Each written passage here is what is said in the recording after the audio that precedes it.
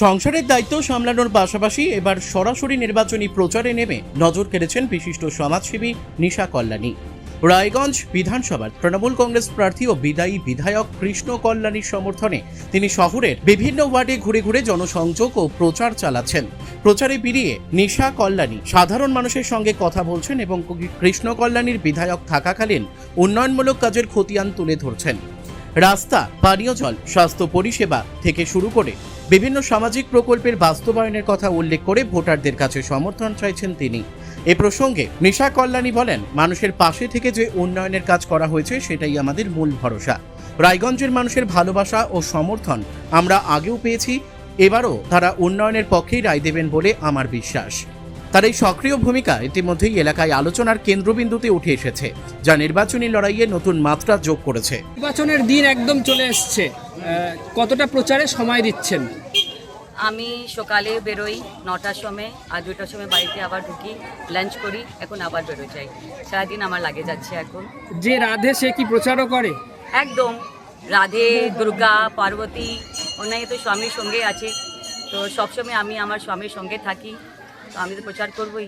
কেমন বুঝছেন মানুষের সঙ্গে যে মিশছেন, কেমন বুঝছেন? দেখো, খুব ভালোই লাগছে। আর যে সমস্যাগুলো আছে একটু উনি আমাকে বলছে, তো আমি একটু চেষ্টা করি কি ওনার সমস্যাটা আমি একটু ফুলফিল করে দিই, সমস্যাটা নির্বাহ করে দিই। ভালো মতন সবার যে প্রবলেমটা আছে আমি শুনি, রাত্রে গিয়ে দাদাকে বলি, যতটুকু হয় উনি একটু চেষ্টা করে, এখন যে যত হতে পারে উনি করে। দাদা তো প্রচারে প্রচুর সময় দিচ্ছে, বাড়িতে তাহলে একটা যত্নের দরকার পড়ছে, সেদিকটা কি তাহলে ফাঁকা পড়ে যাচ্ছে? না না না, এখন আমাদের বাড়িতে ইলেকশনেরই এনভায়রনমেন্ট আছে, তো কিছু নতুন কিছু লাগছে না, সবাই তো ইনভলভ আছে, সবাই প্রচার করে যাচ্ছে। আমার ছেলে, আমার বড়দা, মা সবাই করে যাচ্ছে। সকালে সকালে সবাই বেরোয় যায় একসঙ্গেই, আর রাত্রে সবাই একসঙ্গে ঢুকি। কৃষ্ণ কল্যাণীকে মানুষ কেন ভোট দেবে?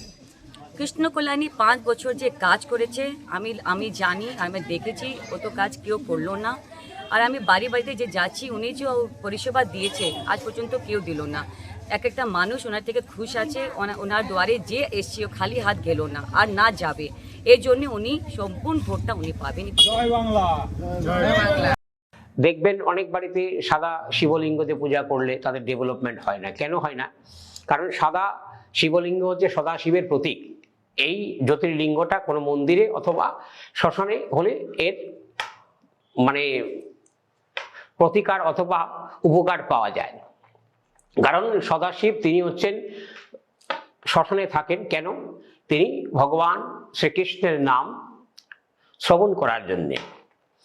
আর প্রকৃত হচ্ছে শিব কার সাধনা করেন? ভগবান বিষ্ণুর সাধনা করেন।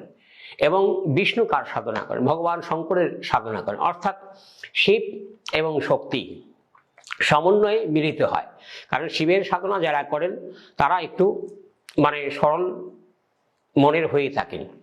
অনেকে প্রশ্ন করে যে শিবের সাধনা, শিবের পুজো আমরা করতে গেলে আমাদেরকে নেশা করতে হয়, গাঁজা খেতে হয়। এটা সম্পূর্ণ ভুল। কারণ ভগবান শঙ্কর কখনো এটা সমাজগত কথা ভাবে। কারণ কিছু সাধক আছেন, তারা সিদ্ধি লাভ করেছেন, তারা এই জগতে তারা বিষও যদি পান করেন বা যত দ্রব্য পান করেন তাদের কোনো প্রকারের কিছু অনুভব হয় না। অর্থাৎ এই জড়জগতে জড়জীর্ণভাবে পৃথিবীতে তারা আছেন, তা জড়জীর্ণ জগতে তারা আছেন, কিন্তু পদ্মের ন্যায় বসবাস করে, পদ্মপাতা জলে বসবাস করে যেরকম, কিন্তু তাকে জলে স্পর্শ করে না। তদ্রূপ সেই সাধকরা এই রূপেই এই জগতে বসবাস করেন এবং ভগবান শঙ্করকে তারা উপাসনা করেন। এবং বিশেষ করে নাগা সন্ন্যাসী সম্প্রদায়েরা ভগবান শঙ্করের উপাসক হয়ে থাকেন, বা অঘরতন্ত্রে যারা আছেন, অঘরী সন্ন্যাসী যারা আছেন, তারা শিবের উপাসক হয়ে থাকেন।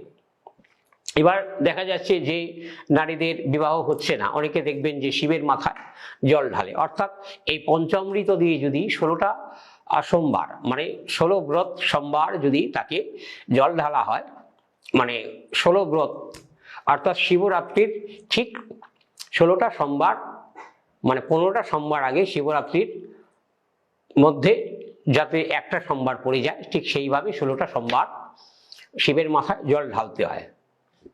পঞ্চামৃত আমি তো কিছুক্ষণ আগে বলেই গেলাম। পঞ্চামৃত অর্থাৎ দুধ, ঘি, তারপরে গঙ্গা জল। এবার ভগবান শঙ্করকে কোনো প্রকার তুলসী পত্র দেওয়া যায় না।